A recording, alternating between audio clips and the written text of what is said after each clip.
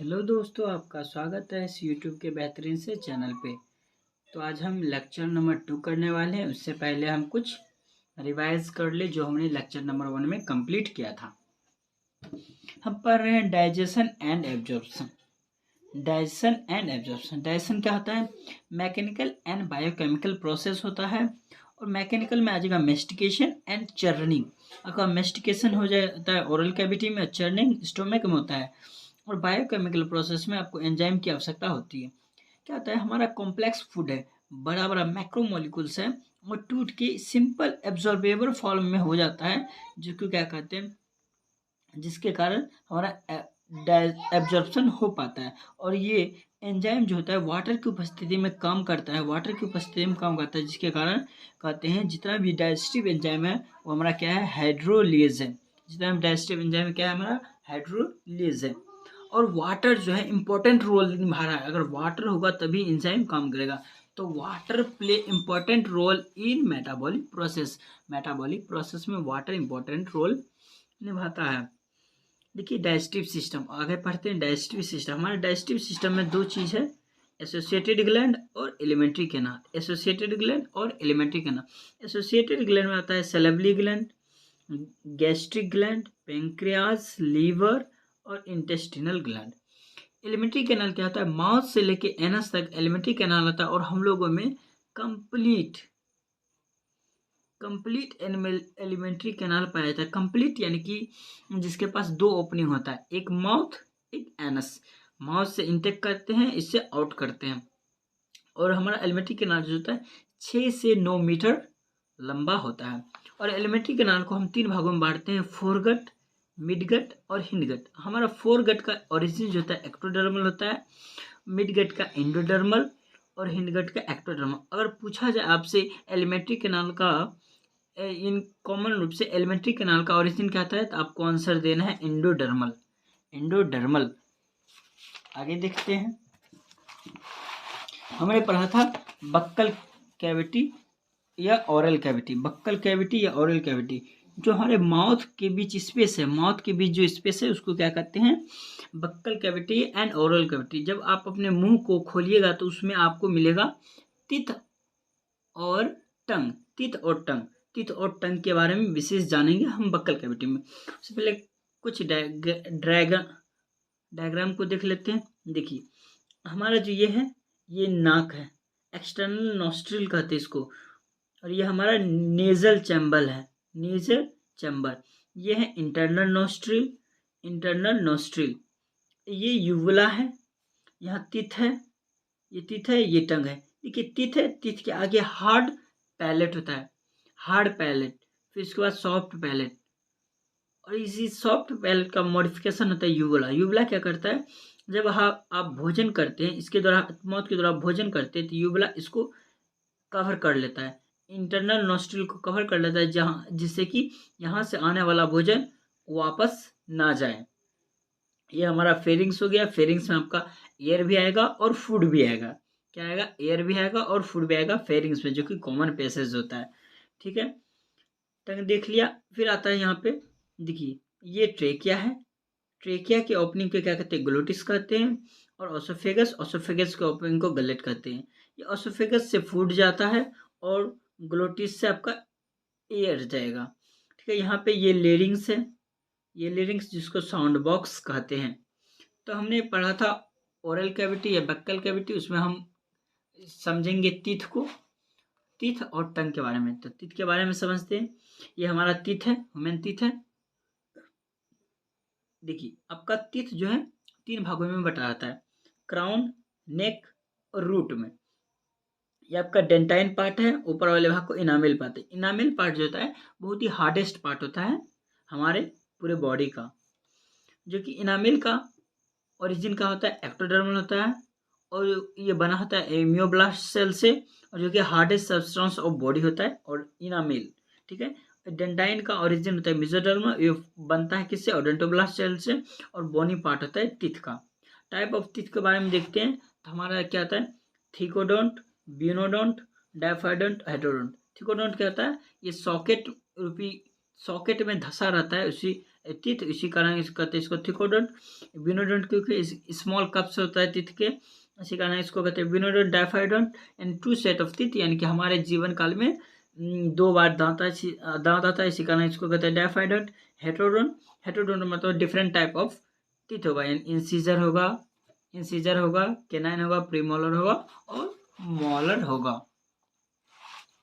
आगे देखिए हम डायफाइडोंट के बारे में विशेष जानते हैं। डायफाइडोंट यानी 2 सेट ऑफ टीथ, हमारे जीवन काल में 2 बार दांत आएगा। तो पहला जो आएगा उसको कहते हैं प्राइमरी डेंटेशन, फिर उसके बाद आता है सेकेंडरी डेंटेशन। प्राइमरी डेंटेशन का अलग नाम है मिल्क टीथ या डिसिडियस टीथ या टेम्पोररी टीथ या रिप्लेसिंग टीथ, यानी रिप्लेस हो जाता है। हमारा सेकेंडरी डेंटेशन है जिसको कहते हैं हम परमानेंट टीथ या एडल्ट टीथ। अगर आपसे प्राइमरी डेंटेशन या मिल्क टीथ की संख्या पूछा जाए तो आपको कहना है 20, और परमानेंट टीथ की संख्या कितना होता है 32। अगर आप ध्यान से देखें तो प्राइमरी टीथ में आपका प्रीमोलर नहीं होता है, आपके प्राइमरी डेंटेशन में प्रीमोलर नहीं पाया जाएगा। अगर आपसे कोई पूछा जाए कि अगर कोई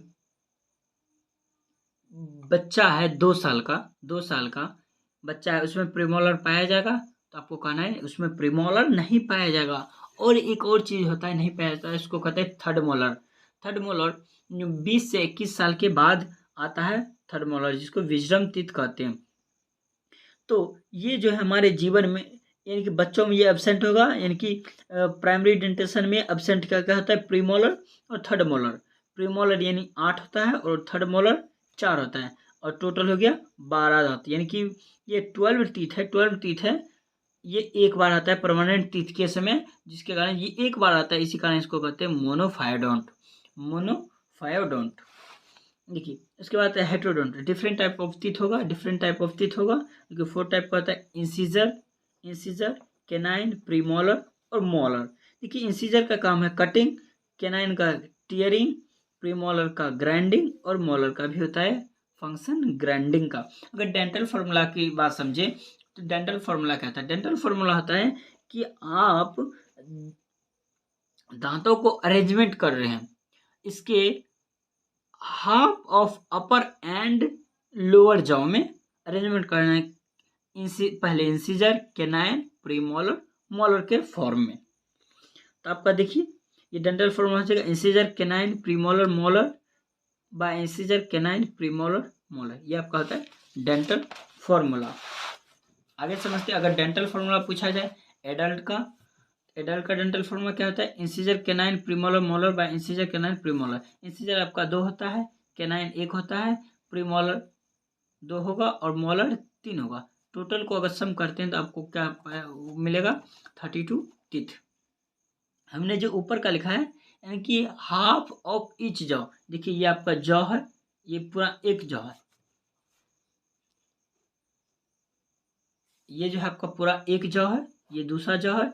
इसके आधे भाग को हमने ऊपर में लिखा और इसके आधे भाग को हमने इसके नीचे में लिखा, ऐसे समझना है। उसी तरह अगर डेंटल फॉर्म मिल्क टीथ पूछा जाए तो आपको याद रखना होगा मिल्क टीथ में आपके पास प्रीमोलर नहीं होता है, प्रीमोलर नहीं होगा तो प्रीमोलर को हटा देंगे, और मोलर में हमारे पास थर्ड मोलर नहीं होगा, विजडम टीथ नहीं होगा, तो उसको हटा देंगे। तो इंसीजर पहले भी आपके पास 2 था, केनाइन पहले 1 था, तो आपने क्या किया प्रीमोलर को हटा दिया और ये आपका मोलर का थर्ड मोलर को हटा दिए। ठीक है, तो ये आपका डेंटल फॉर्मूला होगा मिल्क टीथ का 2102/2102, और टोटल हो जाता है 20, मिल्क टीथ 20। अगर डेंटल फॉर्मूला पूछा जाए मोनोफाइडोंट टीथ का, तो मोनोफाइडोंट जो हमारे जीवन में एक बार आता है, जीवन में कौन कौन एक बार आता है, प्रीमोलर और थर्ड मोलर। तो प्रीमोलर का संख्या 2, ऊपर में 2, फिर नीचे में 2, फिर साइड वाले आधे जॉ में 2, फिर आधे जॉ में 2, और ये आपका हो गया थर्ड मोलर 1। और जब इसको काउंट कीजिएगा तो आपका 12 होगा, 12 हो जाता है मोनोफाइडोंट। अगर कोई बच्चा 16 साल का है तो आपको याद रखना है, अगर कोई बच्चा 16 साल का है उसके पास विजडम टीथ नहीं होगा, उनकी थर्ड मोलर नहीं होगा, तो उसका फॉर्मूला क्या हो जाएगा 2122/2122, उसके पास केवल 28 दांत ही रहेंगी। तो हमने ये पिछले लेक्चर का रिवाइज कर लिया है, तो आगे लेक्चर हम कंप्लीट करते हैं। टीथ हमने समझ लिया था, अब हम समझेंगे टंग के बारे में। आखिर टंग क्या आता है, टंग यानी जिसको जीभ कहते हैं। टंग में तो एक भी हड्डी नहीं होता है, लेकिन ये सबों की कितने सारे हड्डी तुड़वा सकता है, आप समझ सकते हैं। चलिए टंग के बारे में समझते हैं। यह आपका हो गया टंग। टंग क्या है, टंग के बारे में समझना है। The tongue is a freely movable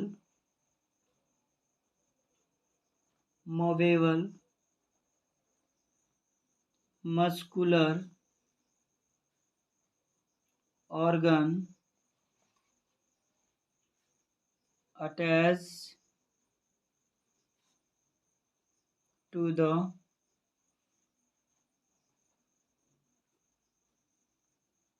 floor of the oral cavity by the frenulum. आपका टंग क्या है, टंग जो है एक फ्रीली मूवेबल होता है, यानी कि फ्री, इसको कोई पकड़ के मतलब कि फ्री मूवे करता है, इधर से उधर हम कर सकते हैं। जैसे खाना जब खाते हैं तो टंग के द्वारा भोजन को इस साइड से उस साइड करते रहते हैं। और मस्कुलर ऑर्गन है, इसमें मांस है, एक भी हड्डी नहीं है। Attach to the floor of the oral cavity, हमारा जो ओरल कैविटी है, हमने जो ये पढ़ा था ओरल कैविटी है, ओरल कैविटी के ऊपरी भाग में ऐसे अटैच रहता है, ठीक है। और किसके द्वारा अटैच रहता है, फ्रेनुलम के द्वारा। आप अपनी जीभ को उठा के देखिए, आपको कुछ उभरा हुआ भाग निकलेगा, उसे क्या कहते हैं, फ्रेनुलम। फ्रेनुलम के द्वारा अटैच होता है, जिससे कि आपका जो टंग है ना ही ऊपर जा सके, ना ही नीचे गले में जा सके, ना ही ज़्यादा बाहर निकल के आ सके। तो अटैच किससे रहता है, फ्रेनुलम से अटैच रहता है। और देखिए हमारे टंग के ऊपर जो है, टंग के सरफेस के ऊपर कुछ स्मॉल प्रोजेक्शन पाया जाता है, जिसको क्या कहते हैं, हम पैपिला कहते हैं। उसको क्या कहते हैं, पैपिला। और पैपिला में हमारे पास पाया जाता है टेस्ट बर्ड, उसको कहते हैं टेस्ट बर्ड। तो लिख सकते हैं the upper surface of the tongue has small projection called, उसको क्या बोलेंगे, पैपिला। पैपिला, और पैपिला से हमारा निकलता है papilla of which bear taste bud. यानी कि हमारा जो टंग के ऊपर, ये हमारा टंग है, टंग समझ लीजिए। और टंग के ऊपर आपका क्या पाया जाएगा, स्मॉल फिंगर ऐसे प्रोजेक्शन पाया जाएगा। इस प्रोजेक्शन को क्या कहते हैं, देखिए इस प्रकार से ये प्रोजेक्शन होता है, इस प्रोजेक्शन को कहते हैं पैपिला। और पैपिला के ऊपर ये छोटा छोटा बर्ड पाया जाता है, इसको कहते हैं टेस्ट बर्ड। उसको क्या बोलेंगे, हम टेस्ट बर्ड बोलेंगे। इसको समझने के लिए देखिए, आपका ये क्या है, टंग सरफेस है। टंग सरफेस का आपको इस प्रकार से पाया जाएगा। तो ये आपका हो गया पैपिला, इसको क्या बोलेंगे, पैपिला। और पैपिला के ऊपर इस प्रकार से ये क्या पाया जाएगा, टेस्ट बर्ड। इसको क्या कहते हैं, टेस्ट बर्ड। समझ गए टंग के बारे में। चलिए आगे समझते हैं। टंग समझ गए, टंग में क्या होगा, पैपिला पाया जाएगा, पैपिला के ऊपर टेस्ट बर्ड पाया जाएगा। अब टंग का स्ट्रक्चर के बारे में समझते हैं। देखिए बेहतर नोट होगा जो आप अपने से देख के लिख सकते हैं।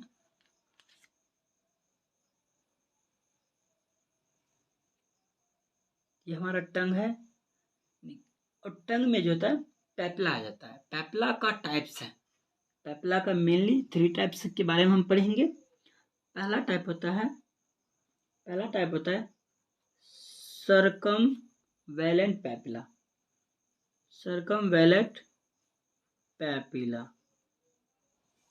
सर्कमवैलेंट पेप्ला, सर्कमवैलेंट पेप्ला किसको कहते हैं? देखिए इस प्रकार से हमारा इन्वर्टेड होता है, इन्वर्टेड भी टाइप का पेप्ला, इसको क्या कहते हैं? सर्कमवैलेंट पेप्ला। ये हमारा हो जाएगा सर्कमवैलेंट पेप्ला। सेकंड पेप्ला होता है, ये देखिए लेटरल साइड है, ये टंग का लेटरल साइड है, इसके लेटरल साइड में पाया जाता है आपका second number फंजीफॉर्म papilla,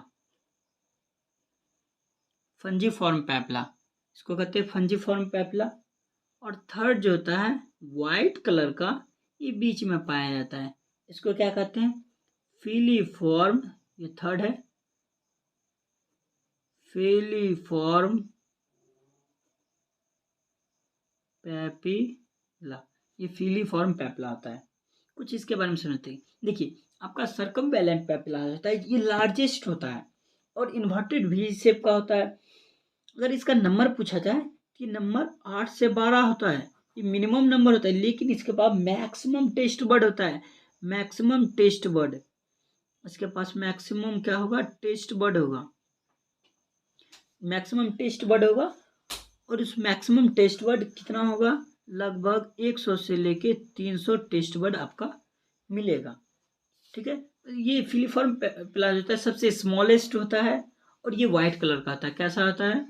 white colour का, वाइट कलर का होगा और इसमें टेस्ट वर्ड एब्सेंट होगा, एब्सेंट टेस्ट बर्ड इसमें एब्सेंट होगा। ये फंजीफॉर्म पेप्ला होता है, ये रेड पिंक कलर का होता है, रेड पिंक डॉट, ये रेड पिंक टाइप का डॉट्स होगा, आप देख सकते हैं। अगर आप नहीं देखे हैं तो आप आईना के सामने में जाइए, आईना के सामने अपनी जेब को बाहर निकालिए तो आप इसको देख सकते हैं। इस टाइप के जो आपको प्रोजेक्शन देखने को मिलेगा उसको पेप्ला बोलेंगे, और पेप्ला के ऊपर टेस्ट बर्ड पाया जाता है। और टेस्ट बर्ड और पेप्ला जो होता है 3 प्रकार होता है, तीन टाइप का होता है, सर्कमवैलेंट पेप्ला, फंजीफॉर्म पेप्ला, फिलीफॉर्म पेप्ला। एक सर्कमवैलेंट पेप्ला के पास टेस्ट बर्ड होता है, फंजीफॉर्म पेप्ला के पास पे टेस्ट बर्ड होता है, लेकिन फिलीफॉर्म पेप्ला के पास टेस्ट बर्ड नहीं होता है। हमने क्या टीथ पढ़ लिया, टंग पढ़ लिया, उसके बाद अब समझते हैं फेरिंग्स। फेरिंग्स क्या है?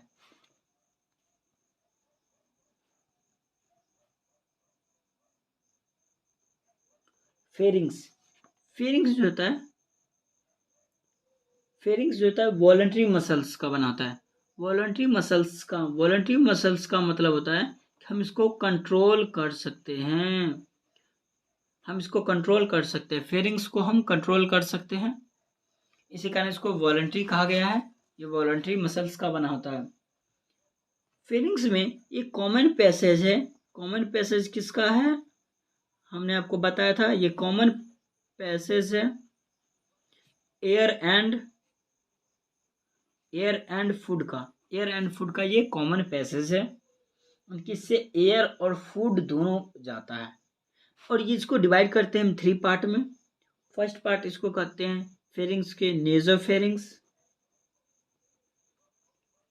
नेजोफेरिंग्स, सेकंड पार्ट ओरोफेरिंग्स, और थर्ड होता है लेरिंजोफेरिंग्स।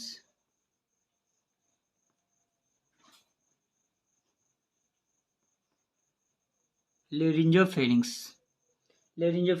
आपका नेजोफेरिंग्स में क्या जाएगा? केवल एयर जाएगा। ओरेंजोफेरिंग्स में भी एयर एंड फूड जाएगा। और लेरिंजोफेरिंग्स 2 भागों में बटाता है। लेरिंजोफेरिंग्स एक भाग होता है इसका ग्लोटिस जो कि किसका ओपनिंग होता है? हमने आपको बताया था ट्रेकिया का, जिसमें कि एयर जाएगा। और ये होता है गलेट जो कि ओसोफेगस का ओपनिंग होता है, इसमें क्या जाएगा? फूड जाएगा। तो हमने फेरिंग्स समझा जो कि वॉलंटरी मसल्स होता है, इसका कॉमन पैसेज होता है एयर एंड फूड का। एयर एंड फूड का, जो कि 3 भागों में बांटते हैं इसको, नेजोफेरिंक्स, ओरोफेरिंक्स, लेरिंजोफेरिंक्स। नेजोफेरिंक्स से एयर जाएगा और ओरोफेरिंक्स से एयर एंड फूड जाएगा, और लेरिंजोफेरिंक्स 2 भागों में बटा रहता है, ग्लोटिस और गलेट। ग्लोटिस से आपका एयर जाएगा और गलेट से फूड जाएगा। चलिए आगे समझते हैं।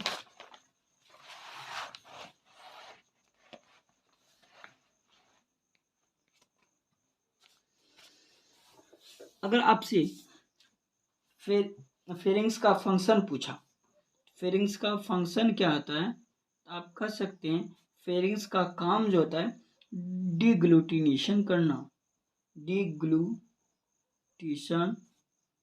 ऑफ फूड, यानी कि फूड को निगलने में मदद करता है। फूड को निगलने में मदद कौन करेगा? फेरिंग्स करता है। ये कुछ फिगर से के द्वारा समझते हैं।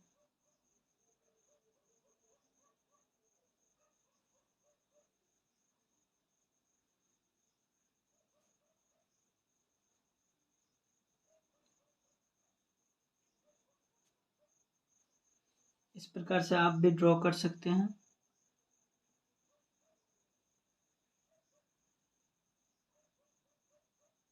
ये आपका यूवला हो गया, यूवला वाला पार्ट, यहाँ से ये आपका टंग हो गया,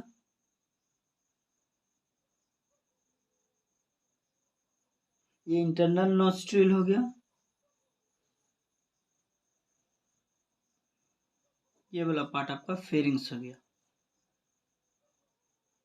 फेरिंग्स, ये आपका यूबला हो गया, यूबला। यहाँ पे ये 2 भागों में बढ़ जाता है, ये आपका ग्लोटिस, ये गलेट। इसको क्या कहते हैं? ग्लोटिस, ये गलेट। यहाँ पे आपका एपिग्लोटिस होता है। ये प्रिवेंट करता है, ये मदद करता है कि भोजन जो है आपका, फूड जो है ग्लोटिस में ना जाए, ग्लोटिस में ना जाए। इसको कहते हैं एपिग्लोटिस, एपिग्लोटिस। और ये आपका लेरिंग्स है। तो हमने क्या किया, फेरिंग्स को 3 भागों में बांटा।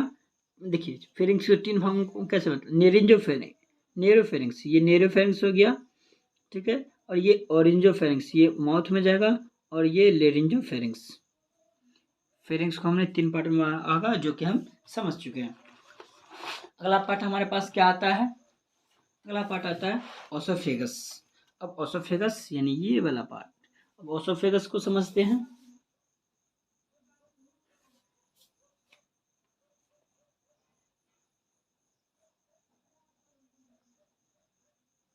ओसोफेगस यानी कि फूड पाइप, जिससे हमारा फूड जाता है।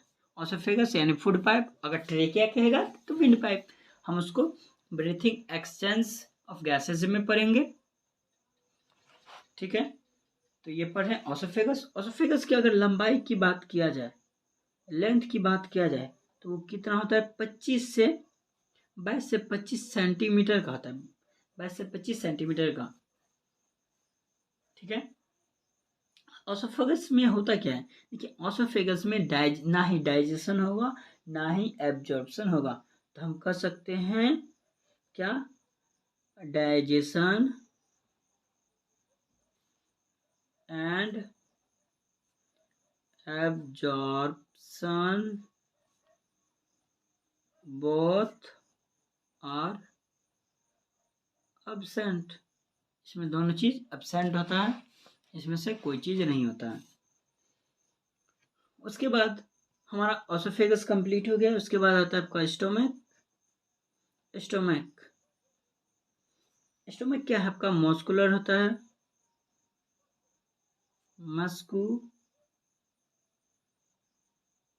मस्कुलर।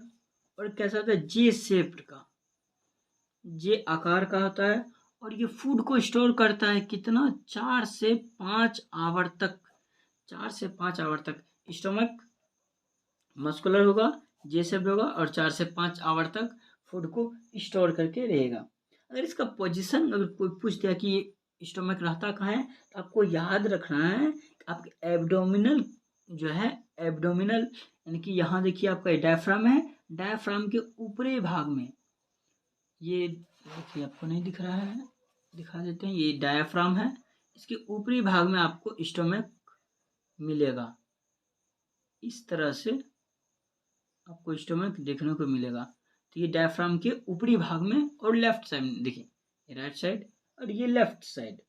तो लेफ्ट साइड में आपको क्या मिलेगा, ये मिड वाला पार्ट है, तो लेफ्ट साइड में आपको देखने को मिलेगा क्या, स्टोमक। इसे कहते हैं, ये जे शेप्ड का है, देखिए जे शेप्ड का है और मस्कुलर होता है।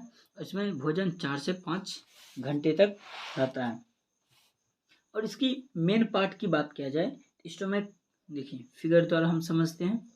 ये आपका ऑसोफेगस हो गया, ऑसोफेगस से यहाँ से आएगा,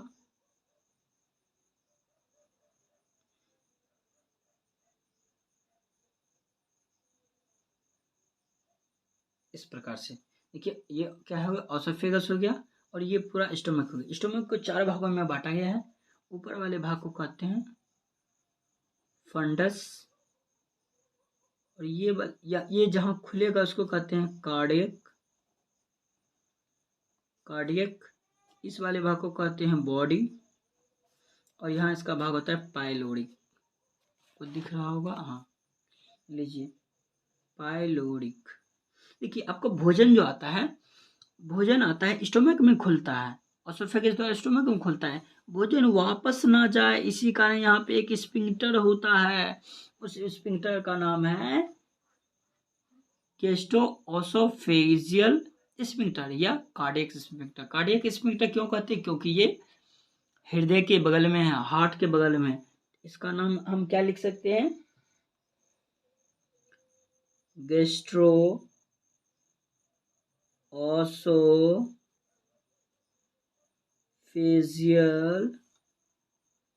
sphincter,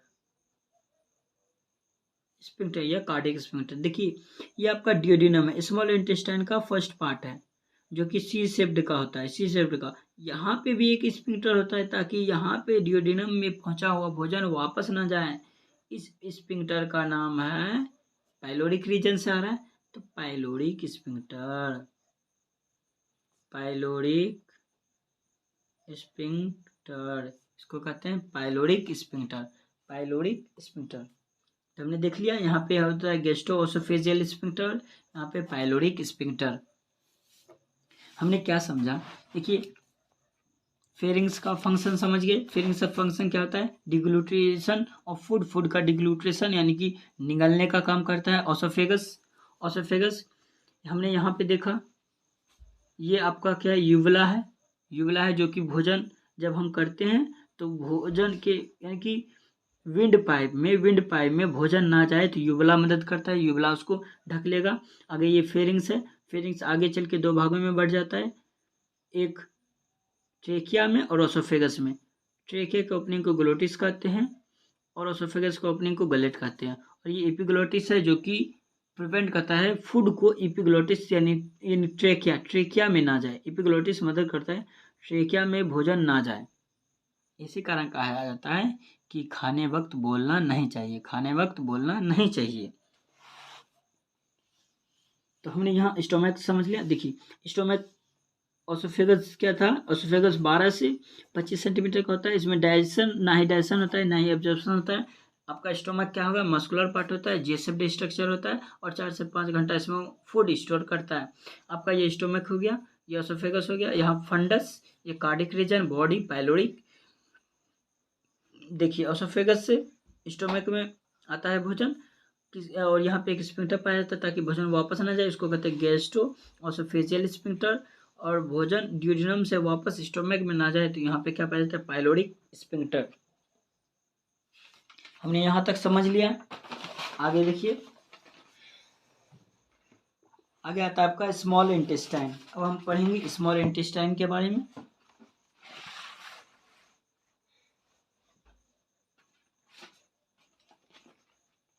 small intestine,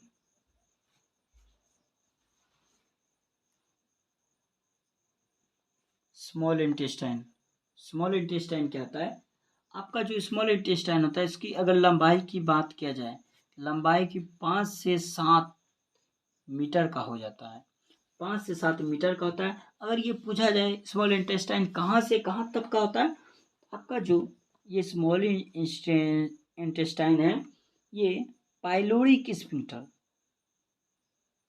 pyloric sphincter जो कि आपने समझा था, pyloric sphincter to ileocecal valve तक का होता है, इलियोसिकल वॉल्व तक, पाइलोरिक स्फिंक्टर से लेके इलियोसिकल वॉल्व तक का पार्ट को क्या बोलेंगे आप, स्मॉल इंटेस्टाइन बोलेंगे।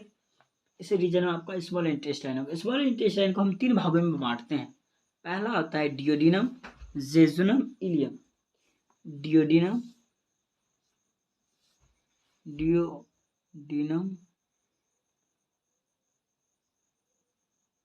ये डियोडिनम है। डियोडिनम की अगर लंबाई की बात किया जाए तो 0.25 मीटर होता है, बहुत ही कम लंबा होता है और ये सी शेप्ड स्ट्रक्चर होता है। कैसा होता है, सी शेप स्ट्रक्चर। तो आप डियोडिनम के बारे में लिख सकते हैं, ये कैसा होगा, सी शेप स्ट्रक्चर होगा। और इसमें होता है कि इसमें हेपेटोपेंक्रेटिक डक्ट का ओपनिंग होगा, हेपेटोपेंक्रेटिक डक्ट का ओपनिंग लिख सकते हैं। और सबसे अच्छा बात, इसमें ब्रूनल्स ग्लैंड पाया जाता है, ब्रूनल्स ग्लैंड प्रेजेंट इन सब मिकोसा। इसके सब मिकोसा में ब्रूनल्स ग्लैंड पाया जाएगा। सब मिकोसा ऑफ डियोडिनम, डियोडिनम के सब मिकोसा में आपका ब्रूनल्स ग्लैंड पाया जाएगा। अगर आपको स्मॉल इंटेस्टाइन पूरा निकाल के दे दिया जाए तो अगर कहेगा कि आप डियोडिनम खोज के बताएं, तो आपको बताना होगा कि कहाँ पे ब्रूनल्स ग्लैंड है। तो इसी के बारे में आप समझ सकते हैं कि जहाँ पे ब्रूनल्स ग्लैंड होगा वहाँ पे वो डियोडिनम का पार्ट होगा। सेकंड पार्ट होता है जेजुनम, जेजुनम की अगर लंबाई की बात किया जाए तो ये लगभग 2.5 मीटर का होता है, 2.5 मीटर का होता है। थर्ड पार्ट होता है इलियम,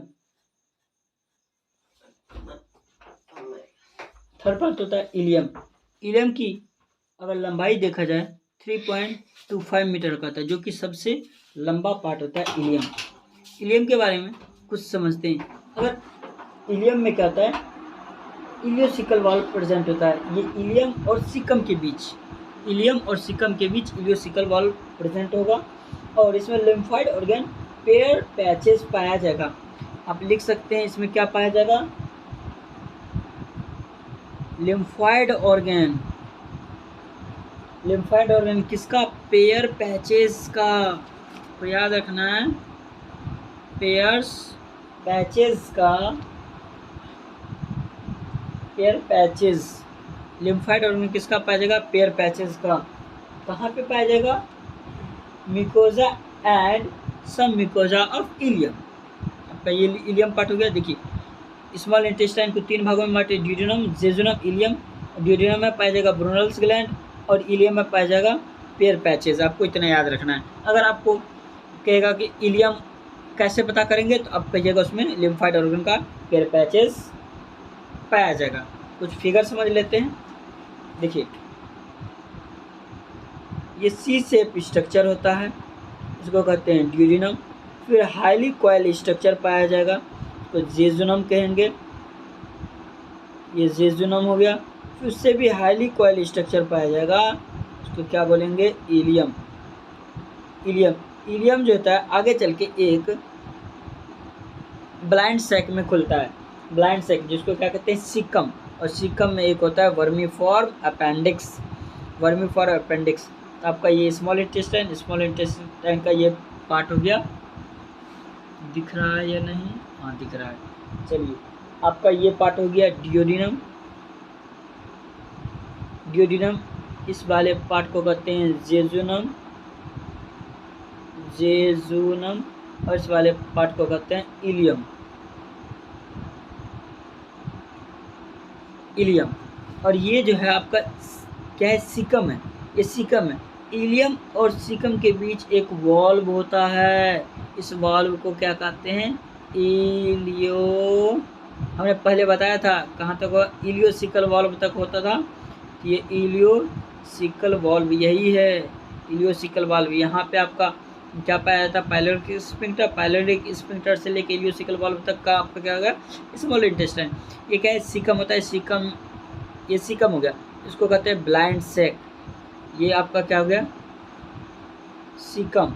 इसका दूसरा नाम क्या है? ब्लाइंड सैक, मतलब नीचे से ये बंधा हुआ था, बंद रहता है। और ये आपका वर्मीफॉर्म अपेंडिक्स है, फिंगर लाइक स्ट्रक्चर होता है, जो कि वेस्टिजियल ऑर्गन है। वर्मी फॉर्म अपेंडिक्स, ये क्या है आपका? वर्मी फॉर्म अपेंडिक्स है, जो कि वेस्टिजियल ऑर्गन है। इसका कोई काम नहीं है, फिर भी हम लोगों में ये पाया जाता है। और इसमें जो होगा माइक्रो ऑर्गेनिज्म पाया जाता है। कैसा माइक्रो? सिम्बायोटिक माइक्रो ऑर्गेनिज्म पाया जाता है। सिम्बायोटिक माइक्रो ऑर्गेनिज्म पाया जाता है। किस में पाया जाता है? सीकम में पाया जाता है। आपको सीकम में क्या पाया जाएगा? Symbiotic micro organism. यहाँ तक हमारा स्मॉल इंटेस्टाइन समाप्त होता है। अगर ये आपको वीडियो अच्छा लगा हो तो लाइक कीजिए, हमारे चैनल को सब्सक्राइब कीजिए, और ऐसे अनेक वीडियो अगर आप चाहते हैं तो बेल आइकन को अवश्य प्रेस कीजिए। Thank you.